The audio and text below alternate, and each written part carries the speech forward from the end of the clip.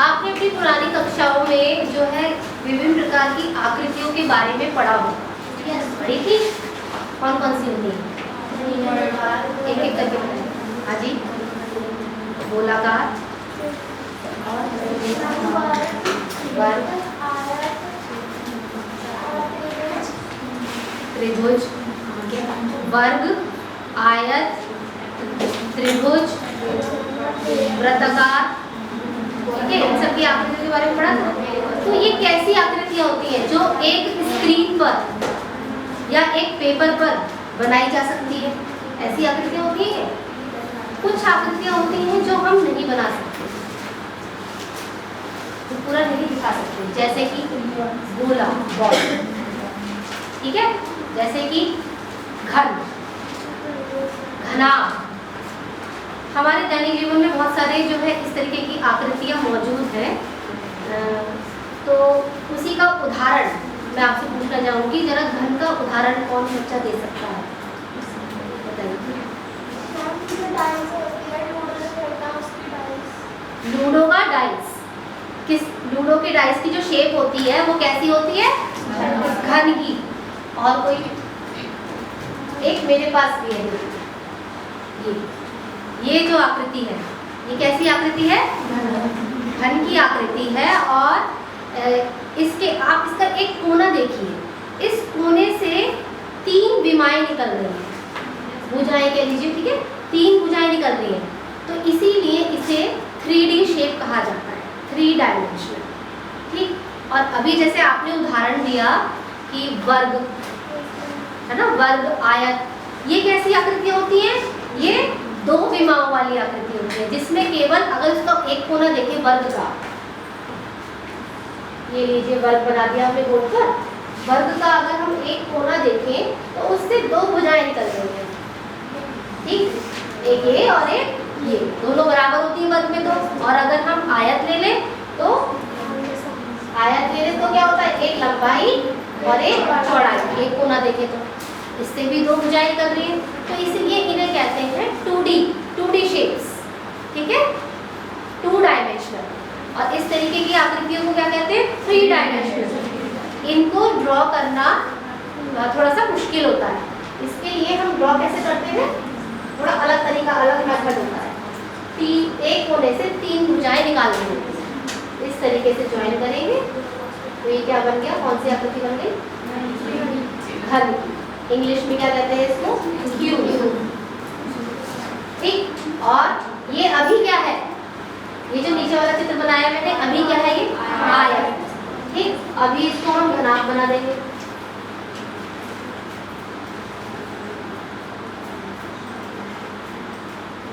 अब ये कौन सा चित्र बन गया? घनाभ। घनाभ का उदाहरण बताइए अपनी क्लासरूम में से। जब आप अपनी क्लासरूम में पढ़ते हैं तो वहाँ बहुत सारी चीज़ें दिखाई देती हैं, उसमें से देख करके बताइए कि कौन सा उदाहरण घनाभ का होगा, कौन सी चीज़ घनाभ के आकार की होगी?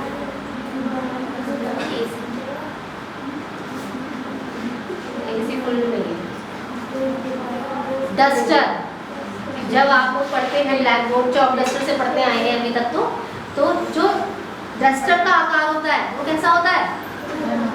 घनाभ। आपकी बुक, टेक्स्ट बुक, गणित की किताब है तो गणित की किताब भी देखिए कौन से आकार की है? घनाभ। मान लीजिए ये बुक मेरे पास भी रखी है, ओके, ठीक, बुक है, इसकी लंबाई है, चौड़ाई है और ये छोटी सी ऊंचाई है।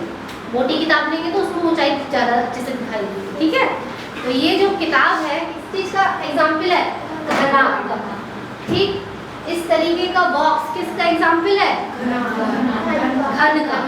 घन और घनाभ में क्या अंतर है? घन की जो 3 विमाएं निकल रही हैं वो तीनों बराबर होती हैं, ए और ए, लंबाई, चौड़ाई और ऊंचाई, ये तीनों बराबर होती हैं और उसे ए से दर्शाते हैं, ठीक। और घनाभ की क्या है? इस कोने से मान लीजिए 3 विमाएं निकल रही है तो ये आपकी चौड़ाई को दर्शाएंगे बी से, लंबाई को दर्शाएंगे एल से, और ऊंचाई को दर्शाएंगे h से। ठीक है, तो ये तीनों क्या होगी, अलग अलग। ठीक है, घनाभ में तीनों भुजाएं अलग अलग होती हैं और इसमें तीनों समान, ये अंतर है। ठीक, अब इसमें हम जो चैप्टर पढ़ रहे हैं, चैप्टर का क्या नाम है, पृष्ठीय क्षेत्रफल और आयतन। इन्हीं आकृतियों का हमें पृष्ठीय क्षेत्रफल कैसे निकालते हैं वो सीखना है, इसका क्या फॉर्मूला होता है वह जानना है और फिर उस पर आधारित प्रश्नों को करना है। केवल ये दो आकृति ही नहीं है, और भी आकृतियां हैं। कौन कौन सी आकृतियों के बारे में आज हम अध्ययन करेंगे, सबसे पहले तो मैं बता देती हूँ। पहली आकृति है क्यूब, हिंदी में घन। दूसरी आकृति है क्यूबॉइड, हिंदी में घनाभ। तीसरी आकृति है सिलेंडर। सिलेंडर को क्या कहते हैं हिंदी में, बेलन। जो आपकी मम्मी यूज करती है किचन में, ये वाला बेलन नहीं, इसका आकार, इसका थोड़ा सा आकार मिलता जुलता होता है। सिलेंडर और कोन, कोन को क्या कहते हैं हिंदी में, शंकु। और किस आकृति के बारे में पढ़ेंगे हम, स्फेयर। स्फेयर को क्या कहते हैं, और किस आकृति के बारे में पढ़ेंगे, हेमिस्फेयर। कितनी हो गई, अर्धगोल। हेमिस्फेयर को क्या कहते हैं,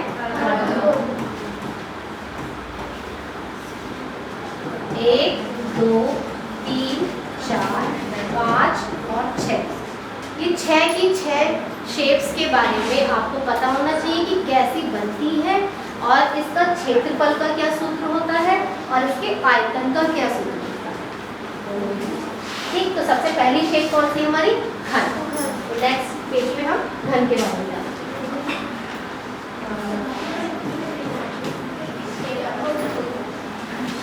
घन के लिए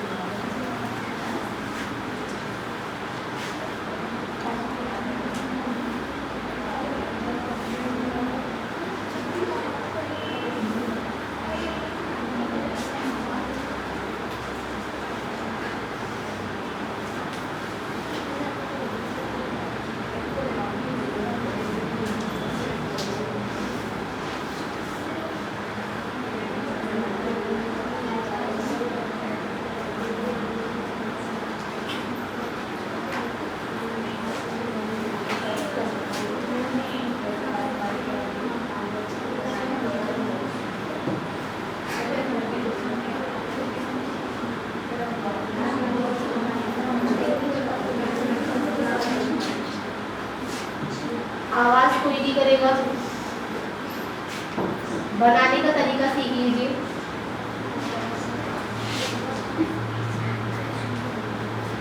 ठीक है, ये एक प्रकार का घन। इसकी ये भुजा को हमने देखा, इस भुजा में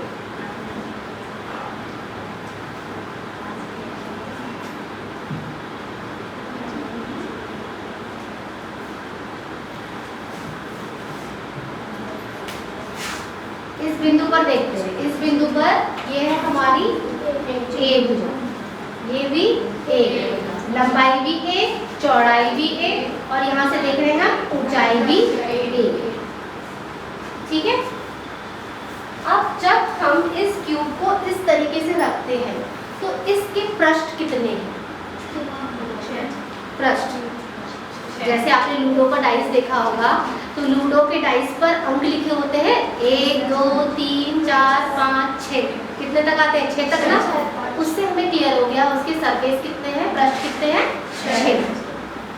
यहाँ से भी गिन सकते हैं, देखिए 1, साइड वाले 2, ऊपर नीचे वाले 2 और आगे पीछे वाले 2, कितने हो गए टोटल, 6 पृष्ठ। तो पृष्ठीय क्षेत्रफल, अगर कुल पृष्ठीय क्षेत्रफल निकाला जाए तो कितना आएगा, 6a²।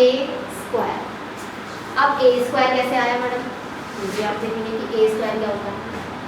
ए स्क्वायर आपने वर्ग का क्षेत्रफल देखा था, क्योंकि इसका एक पृष्ठ वर्ग के आकार का है। आपने पढ़ रखा होगा कि वर्ग का क्षेत्रफल क्या होता है। क्या होता है वर्ग का क्षेत्रफल? पहले आप खुद ही बताइए क्या होता है वर्ग का क्षेत्रफल?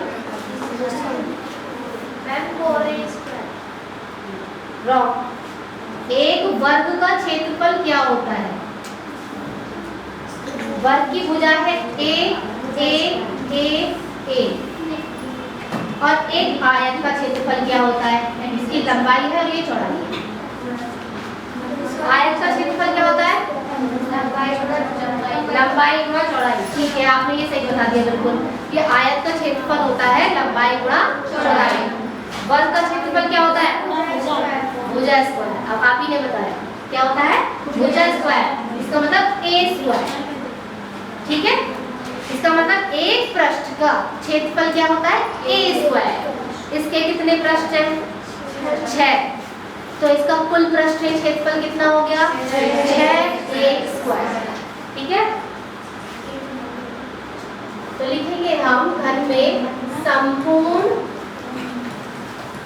पृष्ठीय क्षेत्रफल। संपूर्ण पृष्ठीय क्षेत्रफल कितना आएगा? 6 ए स्क्वायर। ठीक, अब उसके बाद हम क्या निकालेंगे? आयतन। किसका आयतन निकाल रहे हैं? घन का। और किसका संपूर्ण पृष्ठीय क्षेत्रफल लिखा है? ये घन का। ठीक है, तो आयतन। आयतन क्या होता है? इसमें 3 भुजाएं हैं, ए और ए। एक 3 विमाएं निकल रही है ना, एक शीर्ष से 3 विमाएं निकल रही है, तो तीनों की क्या हो जाएगी? गुणा।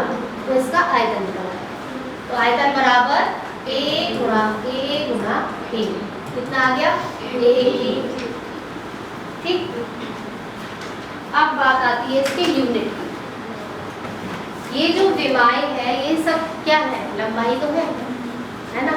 या तो सेंटीमीटर में होंगी, या मीटर में होंगी, या किलोमीटर में होंगी। इस तरीके से तो होंगी, डिस्टेंस से तो नहीं। तो जब हमारे पास ए स्क्वायर क्षेत्रफल जब हम निकाल रहे हैं, तो एक बार लंबाई की और चौड़ाई की, 2 की गुणा हो रही है। सेंटीमीटर से सेंटीमीटर की गुणा होगी। मान लीजिए सेंटीमीटर है, तो सेंटीमीटर से सेंटीमीटर की गुणा होगी तो क्या आ जाएगा? Centimetre square. ठीक है, तो हमेशा जब क्षेत्रफल निकलेगा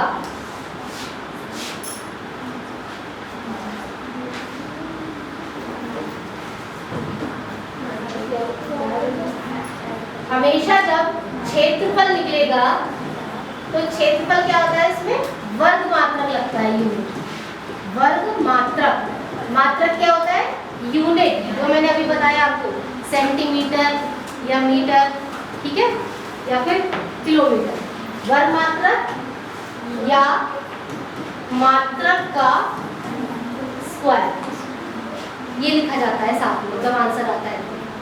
ठीक है, एग्जाम्पल, उदाहरण के तौर पर सेंटीमीटर स्क्वायर या वर्ग सेंटीमीटर ऐसे लिखते हैं। जब आंसर निकालते हैं तो नंबर के साथ साथ ये लिखा जाता है यूनिट के बाद, नहीं तो उसके मार्क्स कट जाते हैं। इसलिए पहले से बताया जा रहा है, इस चीज़ को ध्यान रखिएगा। ठीक है, ऐसे ही क्षेत्रफल में तो निकालते हैं वर्ग मात्रक या मात्रक का स्क्वायर, ये लगाते हैं निकालने के बाद। ऐसे ही आयतन निकालने के लिए क्या करते हैं? हाँ, घन लिखेंगे उसको, क्यूब को क्या लिखते हैं? घन। घन मात्रक या फिर मात्रक का क्यूब। मात्रक का क्यूब। ठीक, एग्जाम्पल, जैसे मान लीजिए सेंटीमीटर में दे रखी है सारी भुजाएं, सारी विमाएं इसकी, तो क्या आएगा? सेंटीमीटर क्यूब लिखेंगे या फिर लिखेंगे घन सेंटीमीटर। दोनों का मतलब एक ही है। ठीक, ये कब लिखेंगे? जब हम आयतन निकाल लेंगे, उसके बाद जो भी नंबर आएगी, जो भी संख्या आएगी, मान लीजिए 64 आया, 64 आंसर आया हमारा, तो 64 के बाद आप ये लगाएंगे घन सेंटीमीटर या फिर सेंटीमीटर क्यूब। ये लगाना जरूरी होता है, उससे पता चल जाता है कि आपने आयतन निकाला है या क्षेत्रफल। और कितनी वैल्यू में निकाला है। ठीक,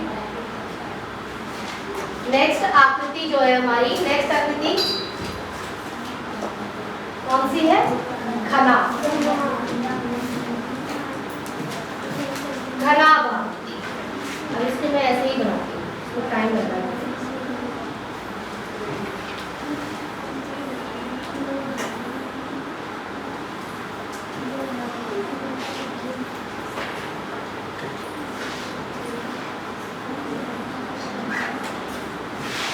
ये हो गई घनाभ आकृति। इसके एक कोने से हम इसमें लंबाई, चौड़ाई और ऊंचाई दर्शाते हैं। ठीक है, अब इसमें भी हमें क्या निकालना है? पृष्ठीय क्षेत्रफल और आयतन। ठीक, पृष्ठीय क्षेत्रफल, इसके कितने पृष्ठ हैं? ये भी तो घन की तरह ही दिख रही है। पीछे कुछ बच्चे बातें कर रहे हैं, शांति से देखिएगा। देखो इसमें भी कितने फेस हैं? कितने पृष्ठ हैं? 6। ठीक है, जैसे आप ये जिस रूम में बैठे हुए हैं, आप इस रूम को ही देखिए। ये रूम कौन सी आकार का है? ये कौन सी आकृति है? घना। इसमें भी देखिए लंबाई है, चौड़ाई है और ऊंचाई है। ठीक है, बिल्कुल इसी तरीके का ऑब्जर्व करते हुए चलेंगे। ठीक, इसमें भी लंबाई, चौड़ाई और ऊंचाई है। इसमें भी क्या निकालना है? संपूर्ण पृष्ठीय क्षेत्रफल। कितने पृष्ठ है इसमें? 6। एक ये फर्श वाला, एक छत वाला, ठीक, और 4 दीवार। ठीक, अब इसके बाद हमें निकालना है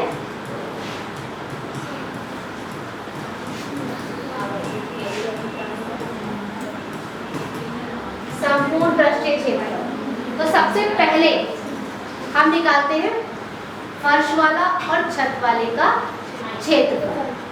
फर्श वाले में लंबाई है और चौड़ाई। ठीक है, लंबाई और चौड़ाई, वैसे ही ऊपर है लंबाई और चौड़ाई। तो हम इसे 2 से गुणा कर देंगे और लिख देंगे L × V। ये चीज समझ में आई? प्लस अब ये साइड वाली दीवारें देख लेते हैं। ठीक है, साइड वाली दीवारें, साइड वाली दीवारों में लंबाई आ रही है और ऊंचाई आ रही है। ऊंचाई आ रही है, चौड़ाई नहीं। साइड वाली दीवार में लंबाई और ऊंचाई, इसमें भी यही आएगी। ठीक है, तो 2 गुणा लंबाई × ऊंचाई, L × H। ठीक, प्लस फिर 2 गुणा, अब कौन सी दीवार बची? आमने सामने वाली दीवार।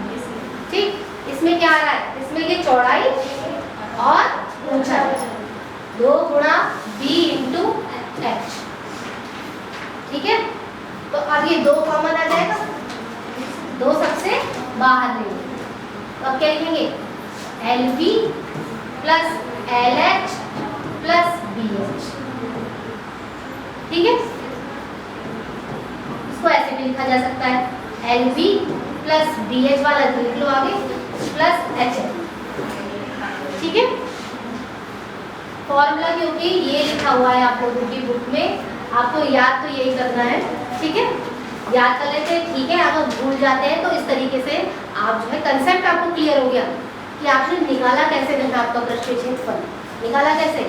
इस तरीके से निकाला ना, एक रूम तक का ऑब्जर्व कर लिया, घनाभ को मान लिया एक कमरा।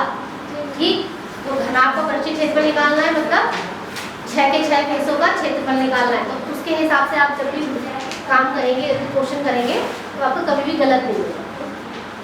ठीक है, डायरेक्ट आपका फॉर्मूला ये निकल के आएगा। बुक में आपके पास फॉर्मूला डायरेक्ट ये दे रखा है। अभी फॉर्मूला आप लेकर कैसे आए वो मैंने आपको समझा दिया है, तो कंसेप्ट जरूर क्लियर होना चाहिए। ठीक, संपूर्ण पृष्ठीय क्षेत्रफल आ गया। अब क्या बचा? आयतन। आयतन, आयतन में क्या होता है? लंबाई, चौड़ाई और ऊंचाई की गुणा। ठीक है, तीनों की गुणा हो जाएगी, L × B × H। सीधे सीधे इसका फॉर्मूला तो आसान है, L × H। ठीक है, यहाँ लिखेंगे घनमात्रक और यहाँ लिखेंगे वर्गमात्रक। ये हो गया वर्गमात्रक, आंसर जो भी आएगा वर्गमात्रक में आएगा, और ये घनमात्रक। ठीक, इसमें एक चीज और है, तो वही चीजें भी निकालनी होती है, संपूर्ण पृष्ठीय क्षेत्रफल और आयतन।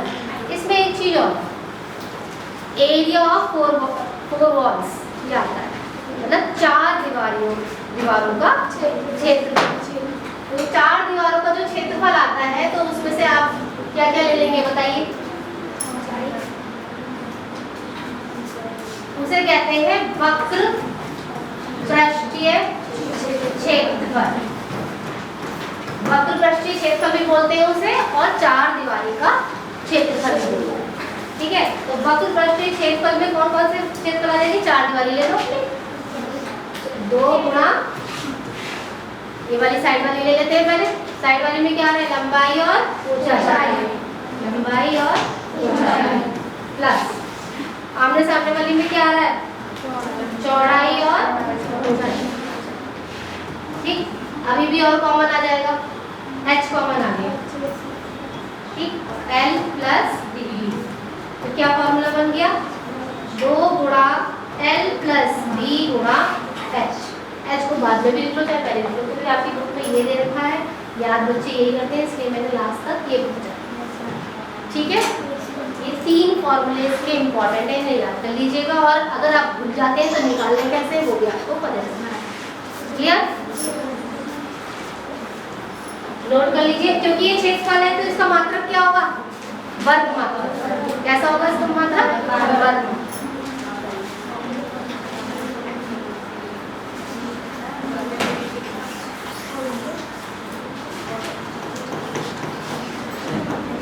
नोट कर लीजिए,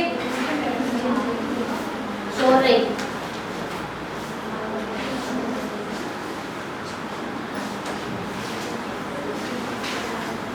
घनाभ के बाद कौन सी आकृति करवाई थी?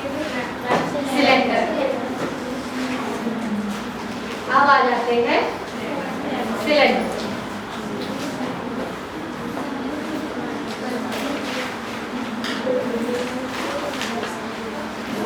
ऐसा होता है कुछ सिलेंडर।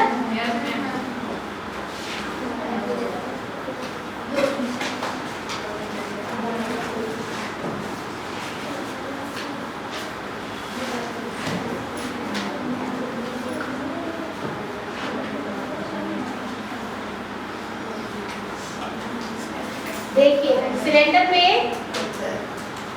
ये इस तरीके की जो गोल आकृति है, एक पेपर दो बेटा, आपको बता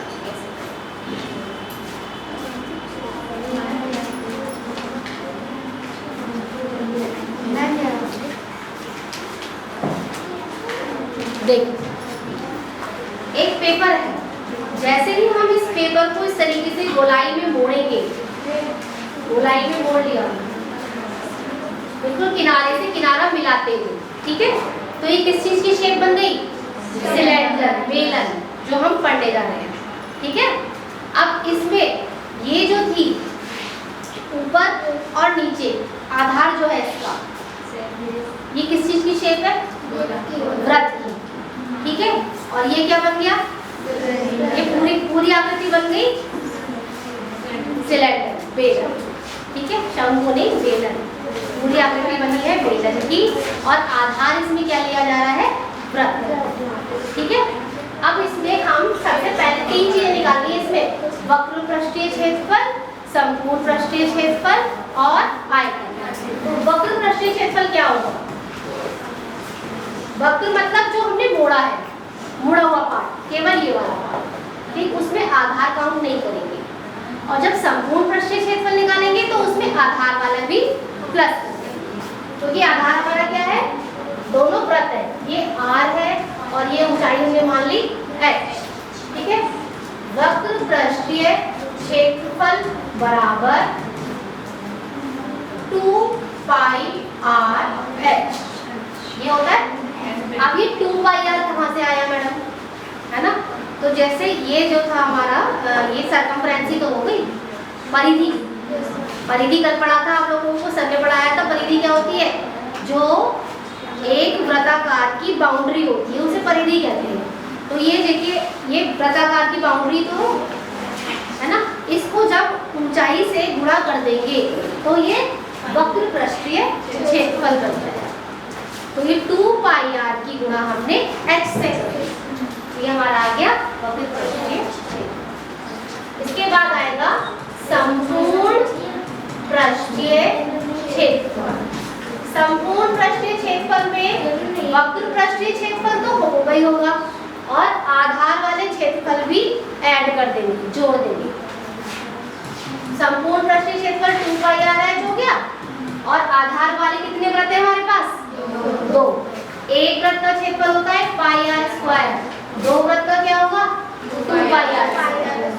अब यहाँ से 2 कॉमन ले लेंगे और क्या कॉमन आ रहा है? पाई। और क्या कॉमन आ रहा है? आर। यहाँ क्या बचा?